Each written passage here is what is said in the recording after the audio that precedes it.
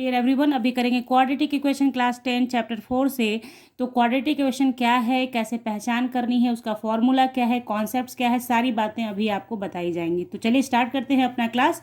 तो देखिए, सबसे पहले जानिए कि क्वाड्रेटिक इक्वेशन होता क्या है। ठीक है, तो जैसे अगर मैंने लिखा हुआ है ax² plus bx plus c, तो ये क्या कहलाएगा? क्वाड्रेटिक पॉलिनोमियल्स कहलाएगा। क्वाड्रेटिक पॉलिनोमियल्स कहलाएगा। ठीक है, यही फॉर्म है, ये आपका फॉर्म है किसका? क्वाड्रेटिक पॉलिनोमियल्स का, where a is not equal to 0। क्यों?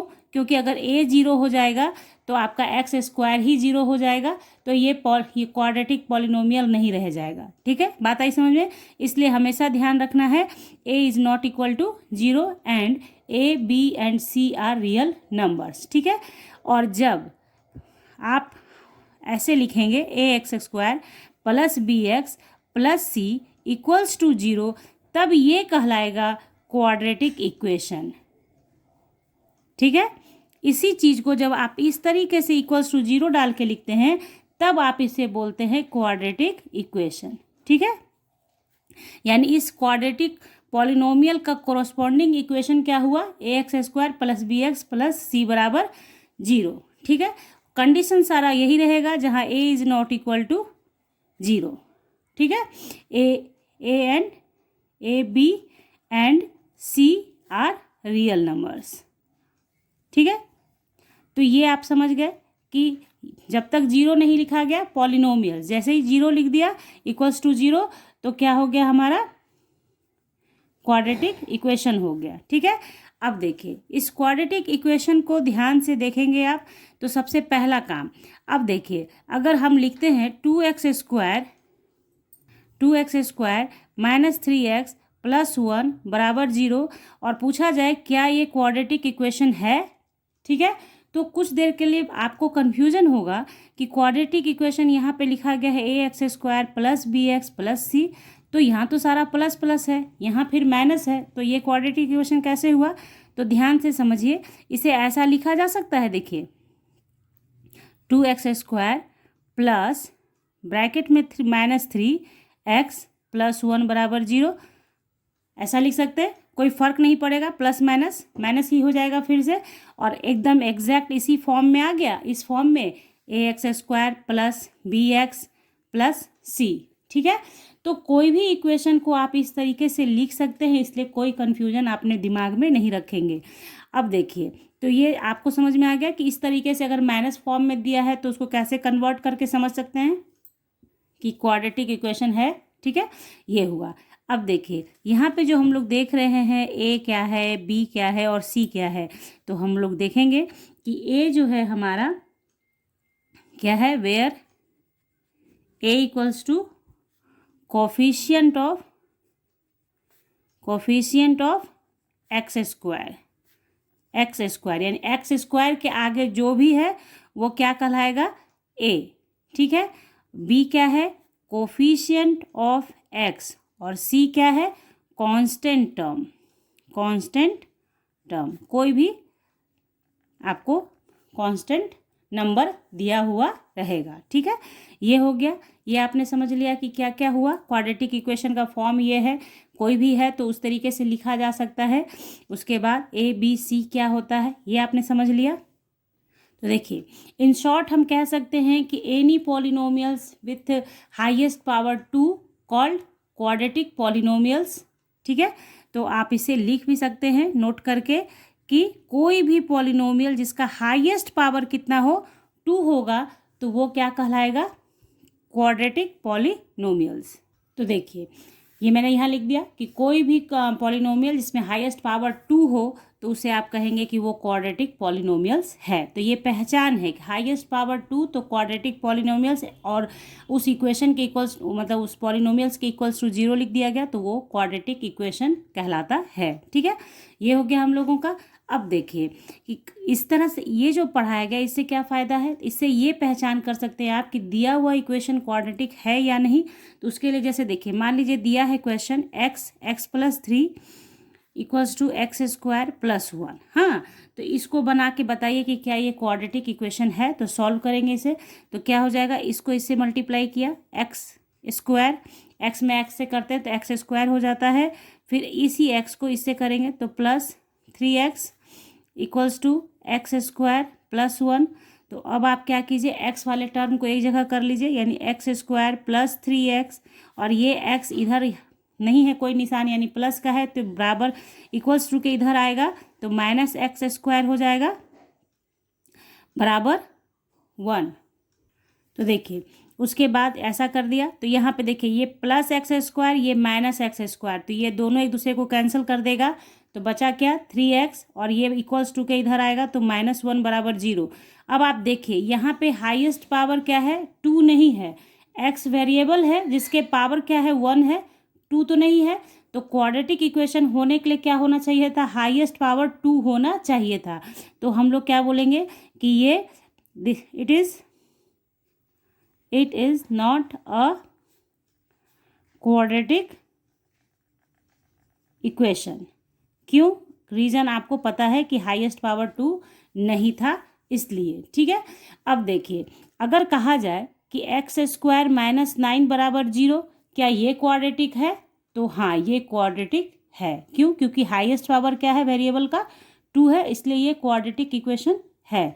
इसको अगर आप लिखना चाहते हैं तो देखिए कैसे लिखेंगे बच्चों, ध्यान से समझिएगा।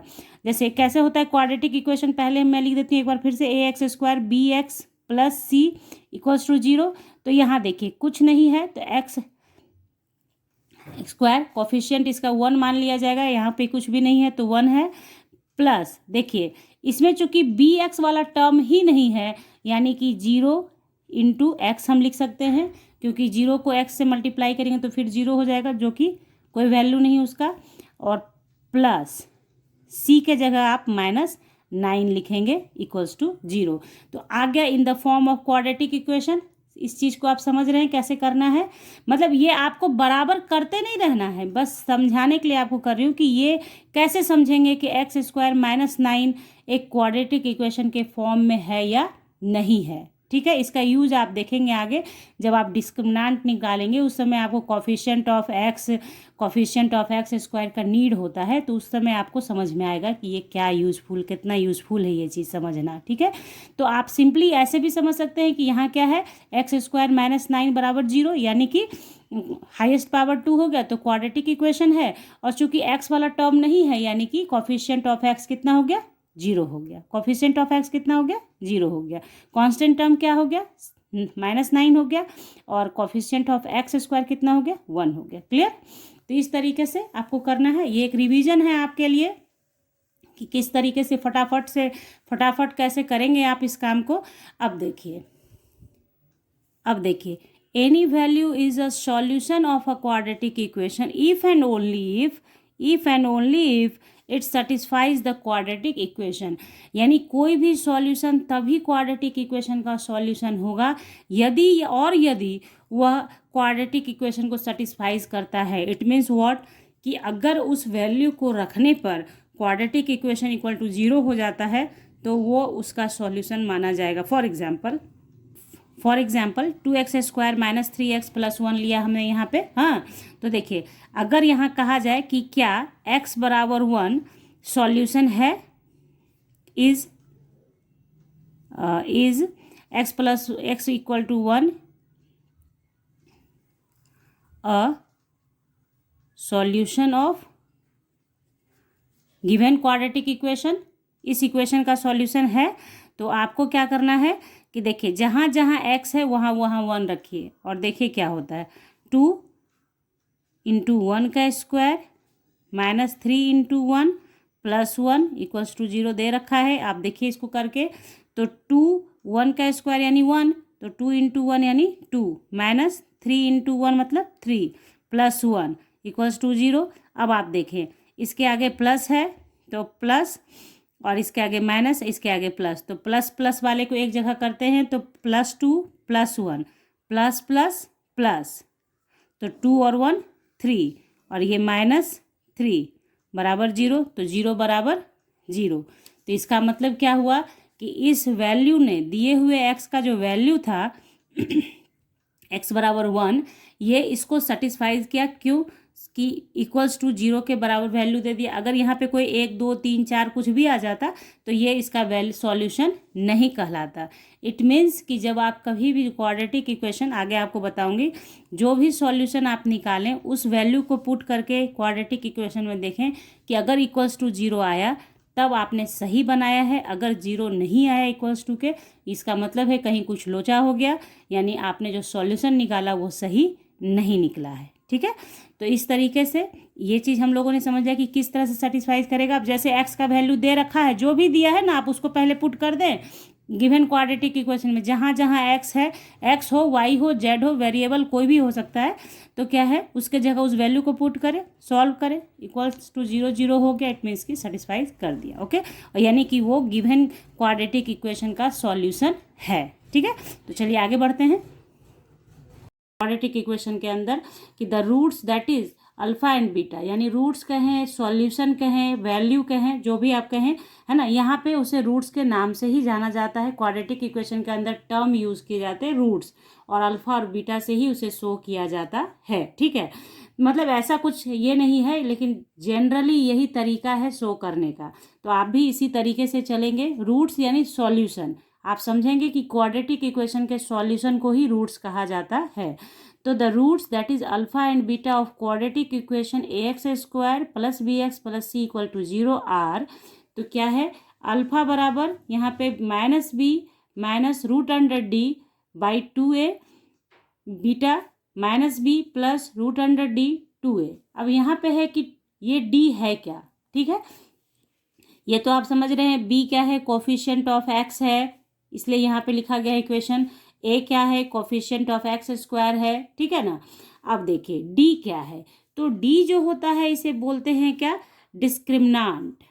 ठीक है, डिस्क्रिमिनांट, ठीक है, और इसका जो वैल्यू होता है वो होता है b² minus 4ac, b² minus 4ac, या सिंपली आप याद रखेंगे d equal to b² minus 4ac, यानी आप डिस्क्रिमिनांट का वैल्यू क्या हुआ, कोफिशिएंट ऑफ x का स्क्वायर माइनस 4ac।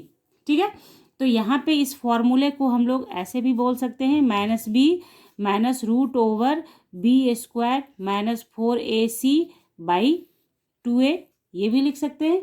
यहाँ भी वो कर सकते हैं, -b plus √b² minus 4ac/2a। Clear, आगे बात समझ में। ये सारे फॉर्मूलाज आपको पता होना चाहिए ताकि आप बना सकते हैं और क्वेश्चंस को। तो ये सब चीज़ आपको बस एक रिवीजन की तरीके से है और क्वेश्चन बनाते चले जाएंगे हम लोग। तो देखिए, जब डिस्क्रिमिनांट आप निकाल लेते हैं तो पहले जब क्वेश्चन बनाइए तो डिस्क्रिमिनांट निकाल लीजिए, तो आसान हो जाता है बनाना। क्यों, देखिए डिस्क्रिमिनांट का वैल्यू बताता है कि इसका सॉल्यूशन होगा इस इक्वेशन का या फिर नहीं होगा।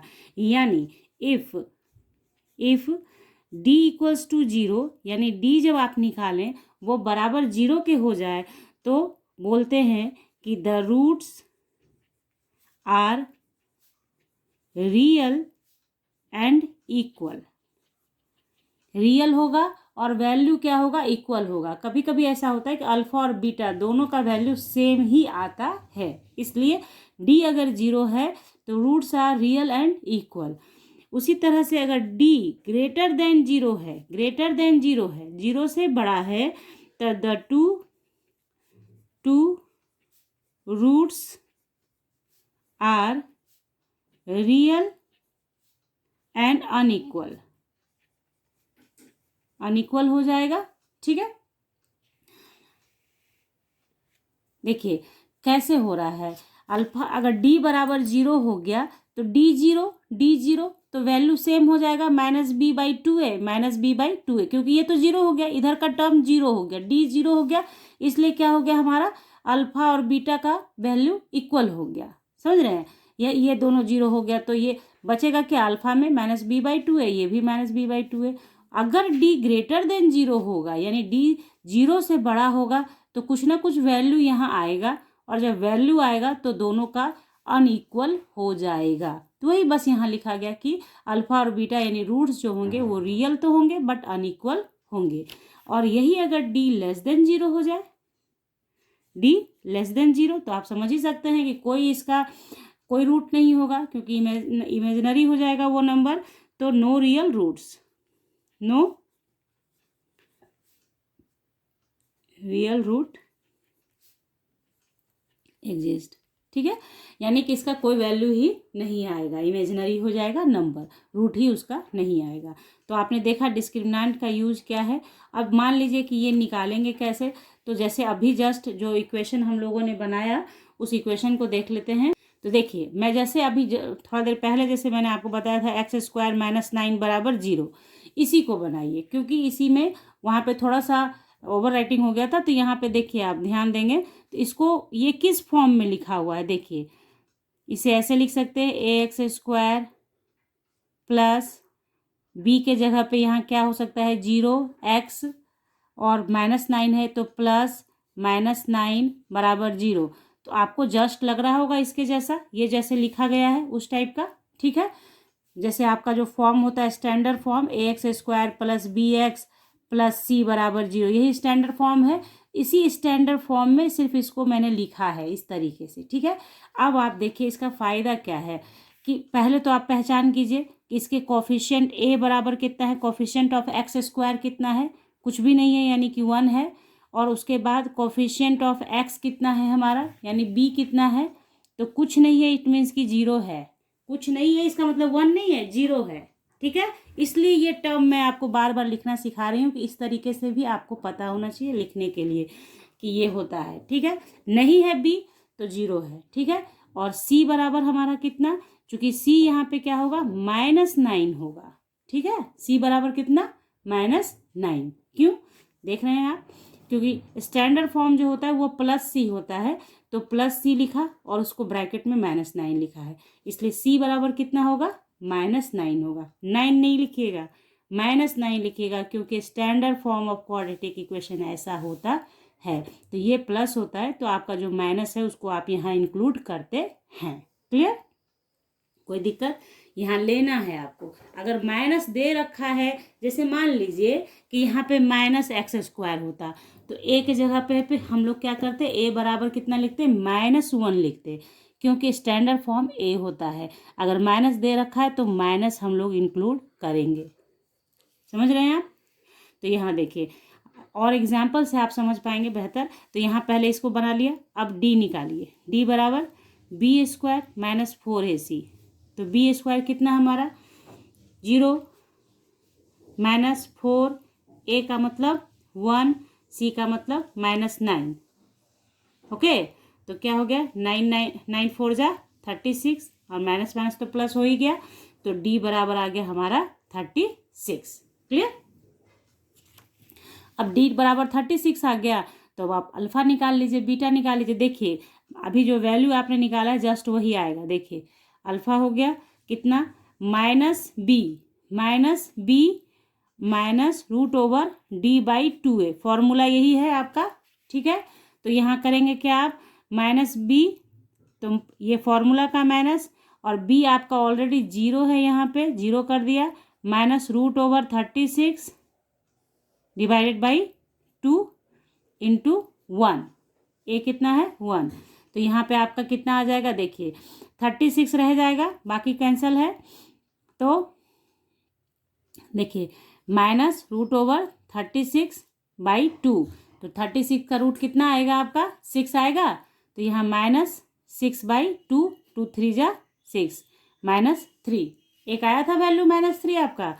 उसी तरह से जब आप बीटा का करेंगे तो -b +√d/2a, तो अब आप डायरेक्ट कर सकते हैं 36 d के जगह पे 36/2 × 1, तो 6/2, 2 तिहाई 6। ठीक है, तो आपने क्या निकाला, अल्फा बराबर -3 और बीटा बराबर +3, यही आया था आपका जो आपने सॉल्व किया था पीछे। तो ये तरीका मैंने आपको उस क्वेश्चन से सिखाया कि ये सिंपली आप वैसे बना सकते हैं और क्वाड्रेटिक इक्वेशन से भी बनाएंगे तो यही आएगा। और इससे आपने क्या सीखा कि पहले d निकाला तो d 36 आया, यानी ग्रेटर देन 0 आ गया, तो ओबियस था कि अनइक्वल होता हमारा रूट्स। ओके क्लियर, तो यहाँ तक आपने समझ लिया। इस तरीके से जो भी क्वेश्चंस आपको दिखते हैं मैं भी सॉल्व कराऊंगी, आप भी सॉल्व कीजिए। ये सिर्फ कॉन्सेप्ट्स मैं आपको दे रही हूँ किस तरीके से आपको बनाना है। तो देखिए, अभी आपने अल्फा बीटा निकालना सीख लिया है, कैसे निकालना है। अब क्या है कि कभी कभी क्या होगा, क्वेश्चंस में अल्फा बीटा दे रखा होगा और कहेगा कि आप क्वाड्रेटिक इक्वेशन लिखिए। अल्फा बीटा दिया रहेगा और कहा जाएगा कि क्वाड्रेटिक इक्वेशन लिख के दिखाइए। तो जब अल्फा बीटा दिया रहे तब आप क्या करेंगे, क्वाड्रेटिक इक्वेशन का फॉर्मूला होता है, इसे आपको एकदम ध्यान रखना है। X square minus alpha plus beta x plus alpha into beta बराबर 0 के। ठीक है, यानी x square minus sum of roots, ये अल्फा प्लस बीटा हुआ तो sum of roots into x plus alpha into beta को बोलेंगे product of roots equals to 0। ये तरीका है बनाने का, अल्फा बीटा दिया हो तब। बहुत ऐसे क्वेश्चंस आते हैं कि अल्फा और बीटा गिवन होता है और आपको एक क्वाड्रेटिक इक्वेशन लिख के दिखाना होता है। Okay, clear. अब देखिए करेंगे क्या हम लोग कि, तो यहाँ पे जो सम ऑफ रूट्स देख रहे हैं आप, अल्फा प्लस बीटा यानी sum of roots equals to, formula होता है आपका माइनस कोफिशिएंट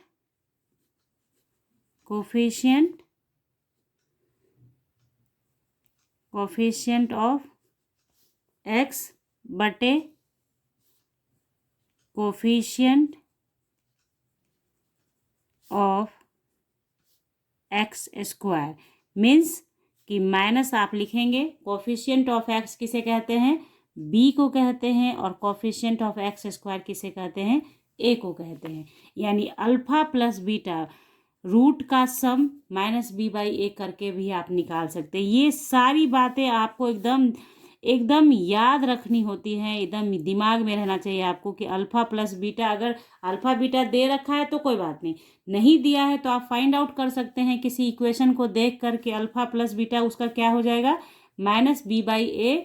उसी तरह से अल्फा इंटू बीटा यानी प्रोडक्ट ऑफ रूट्स क्या हो जाएगा, आपको कांस्टेंट टर्म हो जाएगा, पहले कांस्टेंट टर्म, जो कांस्टेंट टर्म दे रखा हो, और नीचे उसके कोफिशिएंट ऑफ एक्स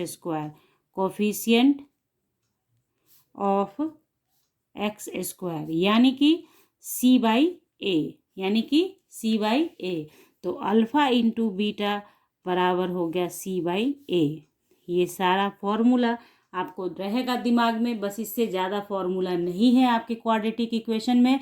इतना फॉर्मूला आपने दिमाग में अपने सेट कर लिया तो आप सारे क्वेश्चंस को सॉल्व कर सकते हैं। इसके जस्ट बाद मैं आपको स्प्लिटिंग मिडिल टर्म और आगे का जो आपका कंप्लीट स्क्वायरिंग मेथड से क्वाड्रेटिक इक्वेशन निकालने का तरीका है वो सारा कुछ बताऊंगी। तब तक आप ये जो आपको मैंने अभी बताया है, जितनी भी बातें कॉन्सेप्ट्स दी हैं, वो सारा कुछ आप एक जगह नोट डाउन करके रख लें और उससे दिमाग में बनाए रखें कि किस तरीके से क्वेश्चंस करना है। देखिए, मान लीजिए ऐसा क्वेश्चन है तो इसमें अल्फा प्लस बीटा और अल्फा इंटू बीटा कैसे निकालेंगे। तो क्या है, अल्फा प्लस बीटा निकालेंगे आप, तो अल्फा प्लस बीटा के लिए क्या होता है, माइनस बी बाई ए, तो माइनस लिखा, बी यहाँ पे क्या है, -8, बी क्या है, -8 है। ठीक है, तो आप लिखेंगे -8 बाई ए का मतलब है 7, कोफिशिएंट ऑफ एक्स स्क्वायर 7, यानी यहाँ हो गया माइनस माइनस प्लस 8/7। समझ रहे हैं कैसे करना है, किस तरह से यूटिलाइज करना है। अल्फा इंटू बीटा यानी सी बाई ए, तो सी हमारा क्या है, 2 है, और ए हमारा क्या है, 7 है, ए क्या है, 7 है। तो ये अल्फा प्लस बीटा और अल्फा इंटू बीटा निकाल लिया किसी क्वेश्चन को देख के। अब उसी प्रकार से अगर किसी क्वेश्चन में आपको दे रखा हो कि अल्फा बराबर 3 और बीटा बराबर 5, तो इक्वेशन लिखें। तो what is the quadratic equation, quadratic equation. ठीक है, तो क्या करेंगे हम, अभी जस्ट हम लोगों ने पढ़ा x square minus alpha plus beta into x plus alpha into beta equals to 0। हाँ, तो x square minus alpha plus beta का मतलब हो गया 3 + 5x, और प्लस अल्फा इंटू बीटा का मतलब हो गया 3 × 5 बराबर 0।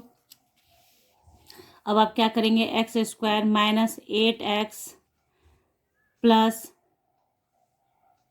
15, 5 3 जा 15 बराबर 0। तो ये हो गया आपका क्वाड्रेटिक इक्वेशन। जब आपको जो जो दो बातें मैंने कॉन्सेप्ट में अभी ऊपर समझाई कि अल्फा और बीटा दिया हो तो क्वाड्रेटिक इक्वेशन कैसे लिखेंगे, और जब क्वाड्रेटिक इक्वेशन दिया हो तो अल्फा प्लस बीटा और अल्फा इंटू बीटा कैसे निकालेंगे।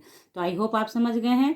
तो चलिए आगे के क्वेश्चंस के लिए जुड़ जाइए, साथ में सब्सक्राइब करके चैनल को विथ बेल आइकन, ताकि आपको वीडियो की नोटिफिकेशन मिले। अगर समझ में आ गई है तो लाइक भी कर दीजिएगा और शेयर कर लीजिएगा अपने दोस्तों के साथ। मिलते हैं नेक्स्ट क्लास में, तब तक के लिए bye, thank you, take care, have a nice day.